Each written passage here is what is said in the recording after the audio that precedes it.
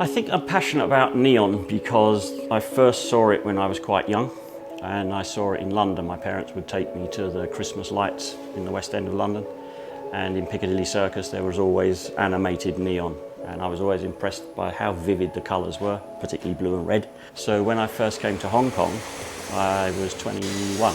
So when I arrived here, the tarmac was wet, and I look out the window because it's a new place to go, I've never been, and the whole floor is yellow and red and white, and I can't work out how the floor of the airport is, how the apron of the airport is all those bold colours.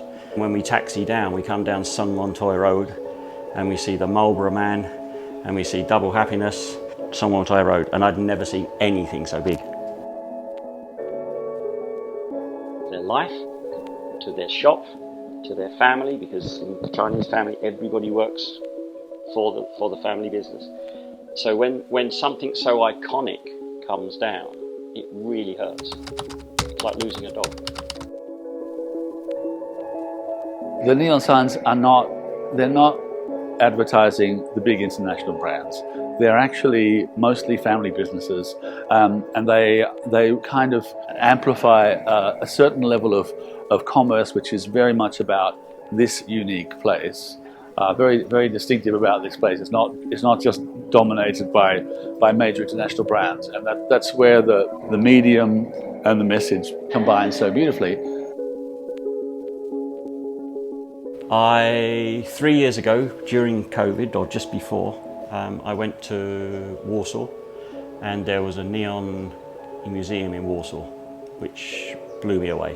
It was all in an old building, old warehouse, with black walls, lettering, and then just placed the neon directly onto the black, and it was amazing. So I thought, you know, Hong Kong should have something like this.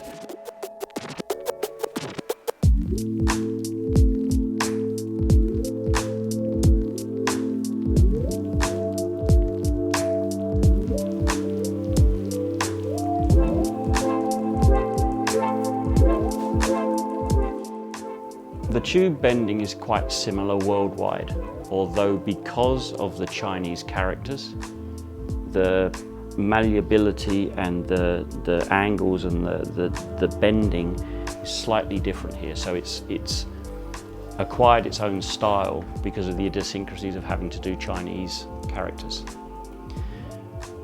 I think my second favourite bit is the metalwork.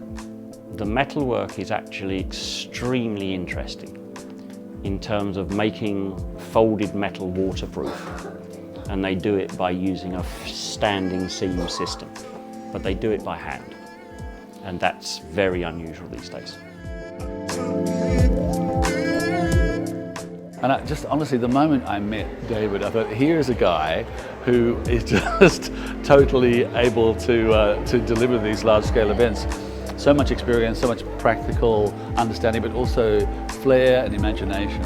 And so that was the beginning of a very happy association with the Hong Kong Philharmonic. And actually, I've stayed in touch with David ever since in a variety of capacities, and he's been a tremendous source of knowledge and experience for us when we've been doing things a bit out of the box.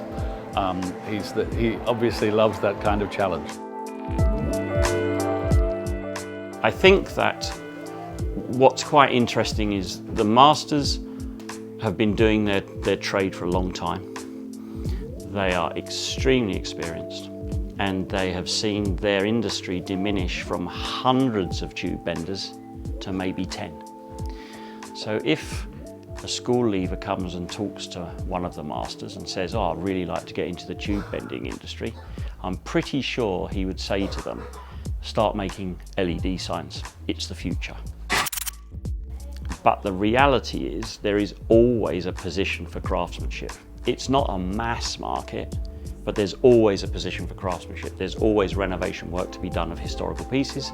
There's also the artistic use of it, and there's also new architectural use of it.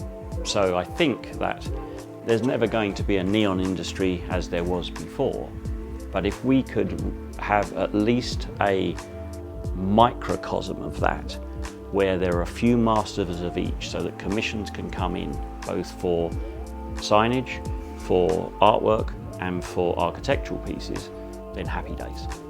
And I think that there is space for masters in each of those areas to pass down some of that knowledge. It was such a sort of shocking realization that so much of it has been lost, and then of course so inspirational that Tetra Neon Exchange has stepped up just in the nick of time to really conserve and value this really distinctive part of Hong Kong's visual identity. This exhibition, Vital Signs, has made a pretty clear point that neon is still very much alive and very vibrant, and that it has a bright future in the hands of creative artists in particular. But this exhibition gets switched off on the 3rd of September, so that's just a pretty short period of time if people haven't been to see it already. Various other people that are doing different things in the same space, I think that yes, it would quietly become a sunset industry and eventually the lights will go out. I will spend the rest of my working life ensuring that doesn't happen in Hong Kong. A visual perspective of Hong Kong, that is what its icon is. The icon of Sydney is the Opera House. The icon of Hong Kong is neon. So you can't afford to lose that heritage. You have to move on, but you can't afford to lose the heritage, because once it's gone, it's gone.